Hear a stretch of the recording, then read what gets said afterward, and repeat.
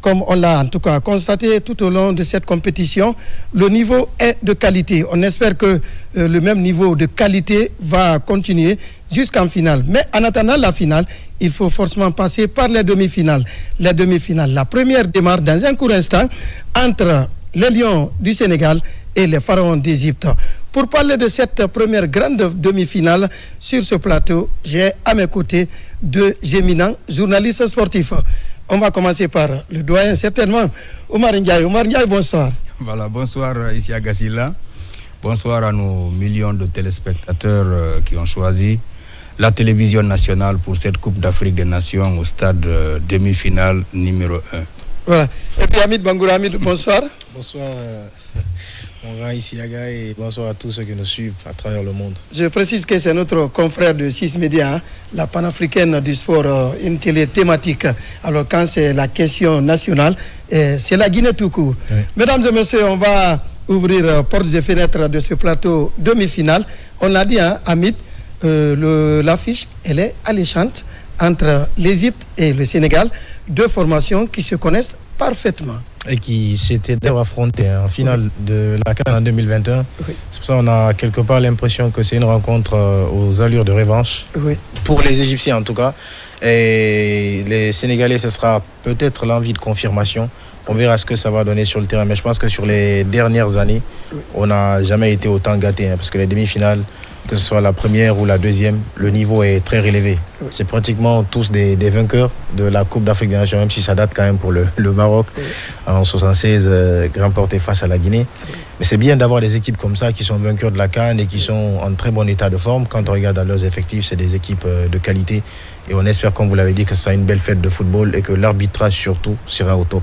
Ah, l'arbitrage, hein, malgré la technologie de pointe, l'homme reste toujours au centre. On aura l'occasion d'en parler, l'arbitrage dans cette CAN, parce qu'aujourd'hui, il y a le ballon qui a une puce, et quand ça dépasse largement la ligne de but, il y a une montre au niveau de l'arbitre qui vibre, il y a la VAR, mais on constate que l'homme est toujours au centre.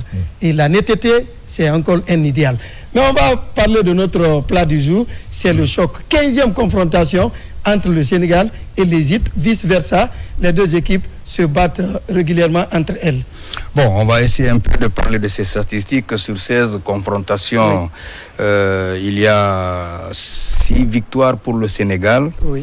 8 victoires pour l'Égypte et 2 matchs nuls. On va aller dans les détails. Oui. En Coupe d'Afrique des Nations, les phases finales, sur les 5 matchs, le Sénégal a 3 victoires, l'Égypte a 2 victoires. Oui. Quand vous allez dans les qualifications pour la Coupe d'Afrique des Nations, c'est 4 matchs. Là, le Sénégal a 2 victoires, l'Égypte 1 victoire et 1 match nul. Donc, en éliminatoire de la Coupe du Monde, il y a eu 4 matchs. Et sur ces 4 matchs-là, l'Égypte a 2 victoires, le Sénégal 1 victoire. Et puis, il y a un match nul. Les matchs amicaux, sur les 2 matchs, l'Égypte a gagné les 2 matchs. Pour les Jeux africains, c'est un seul match, l'Égypte l'a gagné. Donc, vous voyez, 6 victoires pour le Sénégal, 8 victoires pour l'Égypte, c'est très serré. Et maintenant, si vous prenez les 2 dernières éditions ou ces derniers temps sur le plan psychologique, le Sénégal part un peu avec la faveur des pronostics, étant entendu quand vous gagnez une finale, quand vous éliminez l'adversaire en Coupe du Monde. Donc, sur le plan psychologique, l'équipe, en tout cas, est mieux lotie pour pouvoir exprimer sa suprématie ou sa supériorité face à cette équipe de l'Égypte. Maintenant, si nous allons dans cette Coupe d'Afrique des Nations, peut-être que nous aurons le temps de voir effectivement ce que le Sénégal durant cette Coupe d'Afrique a pu faire, ce que l'Égypte a pu faire, et la comparaison aidant, on va tout de suite voir les pronostics en faveur de qui, s'il y a une logique. Et voilà, on va parler, il penche un peu du côté sénégalais et sans occulter que l'Égypte a une équipe solide, et c'est un des rares pays, pour ne pas dire le seul qui peut venir à une CAN avec une équipe à ossature locale composée à 95% de joueurs du championnat. Si on met dans la balance les 2 effectifs, est-ce que vous voyez autre chose que Coton Ndiaye pour dire que, Oumar Ndiaye, j'allais dire, pour dire que l'Égypte, il ne faut pas totalement casser les pyramides, ça encore, il y a du répondant. Vous savez, il est fréquent qu'on se base sur ce qui a déjà été produit dans une compétition pour se projeter sur les rencontres à venir. Oui. Mais je pense que ça peut aussi constituer un piège pour un tel type de match Sénégal-Égypte. On sait que l'Égypte, c'est une équipe qui est habituée à souffrir, qui est capable de lâcher le ballon à l'adversaire, rester fidèle à ses plans, procéder en contre-attaque ou procéder sur coup de pied arrêté pour faire mal à l'adversaire. Mais quand on regarde sur les prestations qui ont été produites, on trouve que le Sénégal est plus séduisant. Mais n'empêche qu'il y a quand même quelques failles, des réglages à opérer et surtout des lignes sur lesquelles il va falloir être très attentif. Parce que sur certains matchs, ils ont montré quelques signes de déconcentration. Ça, c'est la première chose que je relève. Et la deuxième chose que je relève, c'est que parfois le Sénégal se crée beaucoup d'occasions, mais n'en concrétise pas autant. Sauf face à des équipes de niveau assez faible comme le Botswana par exemple.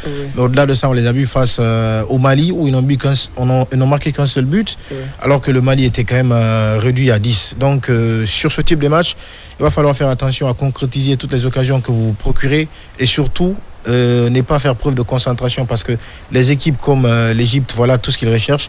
Sur coup de pied arrêté, ils peuvent vous punir, sur contre-attaque, ils peuvent également vous punir. On parlait tout à l'heure du Sénégal, comme vous l'avez dit. C'est l'équipe qui a mieux cadré ses tirs. Pas moins de 42 tirs cadrés. Et face à une défense égyptienne qui est parmi les meilleures défenses de cette compétition, avec une solidité défensive remarquable. Le tout couronné par un gardien de but avec une taille impressionnante qui encaisse moins de buts. On peut dire que ça va être du lourd cet après-midi.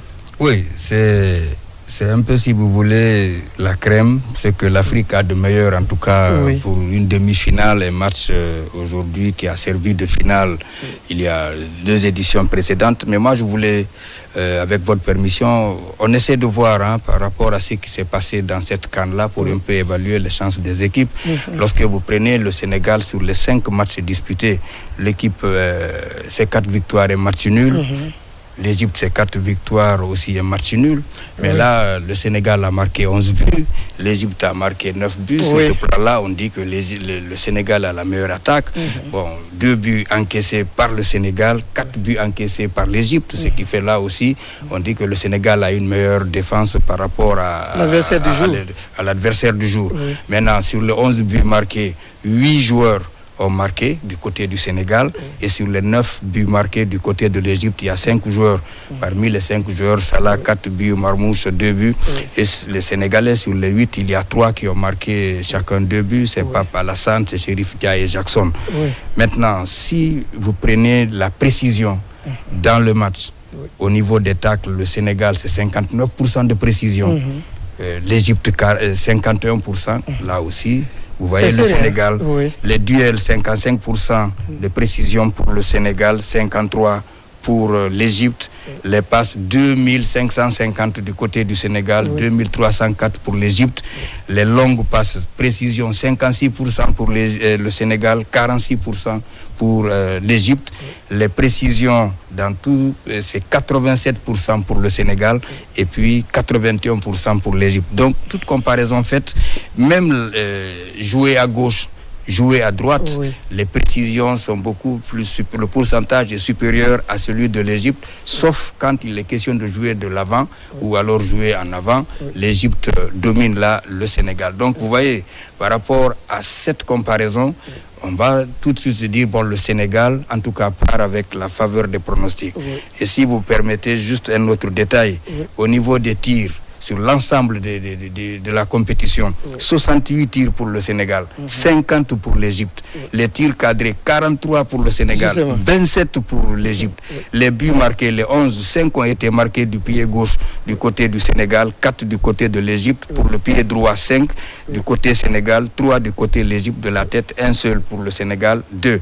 Maintenant, les buts marqués à l'intérieur des surfaces de réparation, c'est 10 buts pour le Sénégal, 7 buts pour l'Égypte. Hors de la surface, 1 seul but pour le Sénégal, 2 buts. Donc les fautes subies, 69 pour le Sénégal, 70 pour l'Égypte. Les fautes concédées, 89 pour le Sénégal, 59 pour l'Égypte. Les cartons jaunes, 10-10. Donc pratiquement, Amit, je pense que... au vu des statistiques, c'est serré également. Mais parlons des hommes. Est-ce qu'on peut dire que les hommes, cet après-midi, peuvent faire la différence?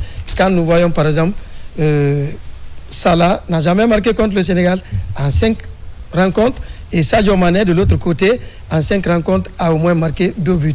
Est-ce que les hommes pourront faire la différence dans cette rencontre, on peut dire, incertaine, parce que l'issue, on ne peut pas encore dire l'issue. Forcément, les hommes, d'ailleurs tout va se jouer sur eux parce que même les plans que les entraîneurs mettent en place, les systèmes, les animations, ce sont eux qui sont les acteurs majeurs de ces animations.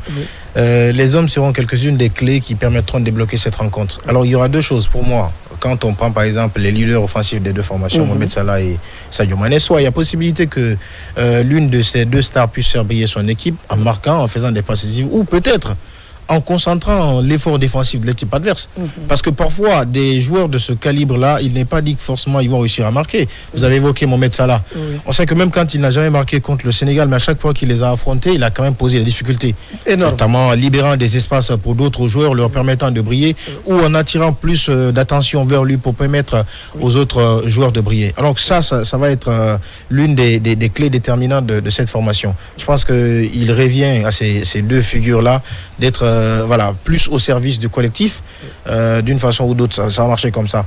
Mais je crains plus pour l'Égypte, parce que quand on compare aussi le profil des 2 joueurs, on sait que Mohamed Salah est un peu plus individualiste que Sadio Mané. Donc peut-être que c'est quelque chose qui va peser dans la balance. Le Sénégal les a vus collectifs depuis le début de la compétition, et peut-être c'est ce qui va les aider. Voilà, on va parler également de la bataille du milieu du terrain, parce que qui gagne cette bataille gagne forcément la rencontre. Et ces 2 formations qui jouent énormément au niveau de la ligne du milieu Cotongaï. Oumar Ndiaye, l'habitude est une seconde nature. Voilà, je voulais juste, avant de répondre à votre question, préciser, si vous le permettez, que le duel entre Sadio Mané et Salah, c'est 3 matchs. Et là, le Sénégal a gagné 2 fois sur tir au but, et puis l'Égypte a gagné une seule fois sans aller au tir au but. Donc, et pendant cette CAN-là, puisqu'on parle des 2, vous allez voir qu'au côté de Salah, c'est 39 touches, Sadio Mané 53 touches, 20 passes pour Salah, 36 passes pour Sadio Mané, 2 fautes concédées par Salah, 0 faute concédée par donc, si on s'en tient aux statistiques, il n'y a pas match ce soir. Mais c'est une autre philosophie. Voilà, si on s'en tient aux statistiques, c'est-à-dire que pendant les 5 matchs, ce qui s'est passé au niveau de la CAN, si nous partons de ça, je dis que le Sénégal part avec une... mais puisque c'est une demi-finale, voilà, dans la même compétition... Avec la faveur des pronostics, mais un match de football n'est jamais gagné. C'est une finale avant la finale en quelque sorte. Et je disais que le match qu'on doit gagner, qu'il s'agisse des éliminatoires, n'importe quel match de football, la logique c'est que les matchs qu'il faut gagner, d'abord il faut gagner la bataille du milieu du terrain. Et c'est à ce niveau-là où ça va être très compliqué, d'autant plus que si je vois le système, la tactique de l'Égypte, c'est 3 défenseurs au milieu du terrain, 2 lignes de 4-1 avec 2 attaquants, ce qui fait qu'il y aura 5 personnes au milieu du terrain, pendant que le Sénégal va sur un 4-3-3. Et donc il y aura toujours un électron libre qui va une supériorité numérique au milieu du terrain qui va un peu aider l'Égypte à mieux diriger la suite de la compétition en essayant de dominer au milieu du terrain. Donc pour le moment, ça va être un match très compliqué, il faut être prudent. Maintenant, si le fait de jouer un match 48 heures ou 24 heures avant l'Égypte peut constituer un atout, et le fait aussi de jouer, de rester sur place à Tanger, ça peut être un atout. Toujours est-il que le Sénégal a eu un temps de récupération supérieur à celui de l'Égypte, et le Sénégal est resté là, donc on connaît sincèrement le stade, etc. Donc il faut voir tous ces petits détails-là, mais quoi qu'il arrive, même si on dira le Sénégal est favori, mais l'Égypte en tout cas n'est pas venue en victime, d'autant plus que quand surtout vous avez cette coupe, c'est le pays recordman. Il faut se méfier du Sénégal, de un l'Égypte. des points qui pourra également aider l'Égypte, c'est que c'est une équipe à ossature Al-Ali, Zamalek et les Pyramides qui jouent. Donc cette symbiose ne pourra pas avoir son effet qui va peser dans cette rencontre, puisque les joueurs se connaissent suffisamment. Bien évidemment, je pense que ça va être l'une des choses qui vont jouer. Et puis surtout, il y a l'identité du football local. Justement. C'est pas pour rien que les Égyptiens, ils viennent dans des CAN, ils sont capables de tenir sur une prolongation 120 minutes parce qu'ils jouent des matchs intenses dans le championnat.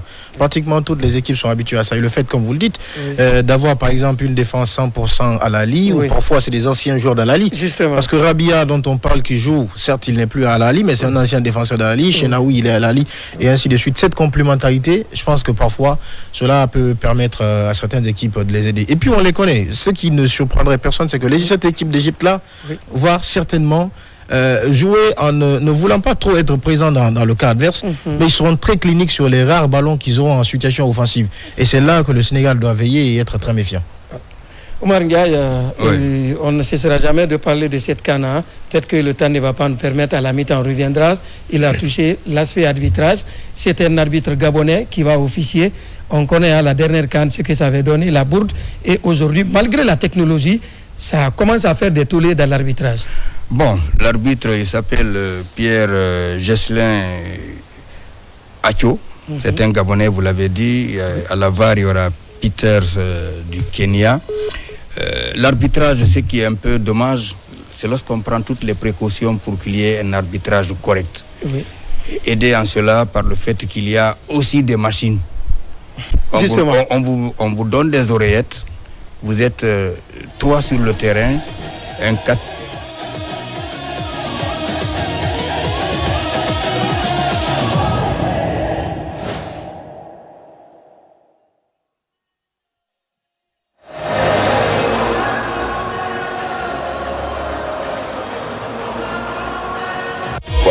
Ça, quand on est aidé par la machine, Hamid, moi je remarque que l'homme est toujours au centre de l'émotion en matière de football.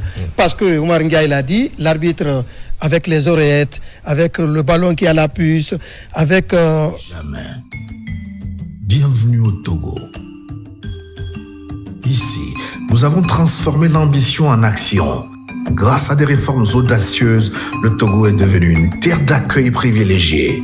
Créer, innover, investir, tous faire désormais avec une agilité nouvelle.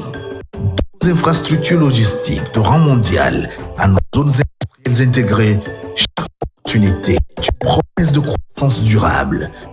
Une dynamique économique soutenue par une vision politique claire, faire du Togo le hub d'excellence de la sous-région. Mais notre plus grande richesse, c'est notre peuple, talentueux, résilient et accueillant. En investissant dans l'éducation et la protection sociale pour tous, nous bâtissons une prospérité partagée où personne n'est laissé de côté. Stabilité, audace, progrès. Rejoignez la transformation, investissez au Togo.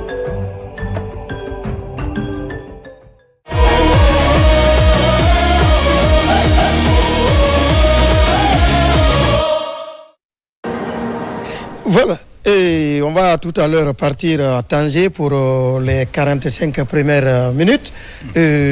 En 50 secondes, cet effet arbitrage. Je pense qu'il faut être très exigeant. Il n'est pas trop complaisant dans le choix des hommes, comme je l'ai dit. Et il faut aussi surtout sanctionner quand il y a des erreurs pour que les autres sachent que quand ils sont sur le terrain, ils sont très scrutés. Omar Ndiaye, malgré toute la technologie, on continue à crier à la tricherie et l'arbitrage commence à être le point noir de cette CAN. Oui, je dis c'est dommage, parfois même vous posez 1001 questions, ça vous donne des maux de tête. On fait un tamissage, on ne sélectionne pas les meilleurs. Il y a des pays qui pleurent, non, nos arbitres ne sont pas là-bas, on pense que c'est les meilleurs qui arrivent. Et après, vous allez en demi-finale ou en quart de finale, vous dites, bon, on choisit les meilleurs, parce que c'est les meilleures équipes qui se retrouvent là, et ce sont ces meilleurs qui commettent... Across the continent.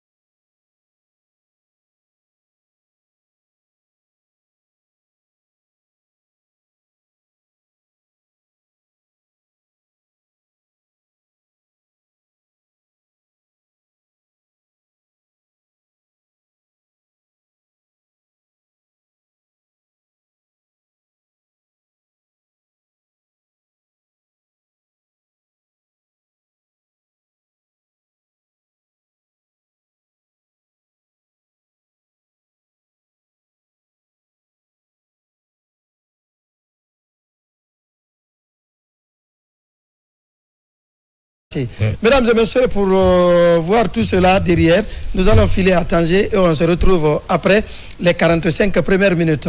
À très vite.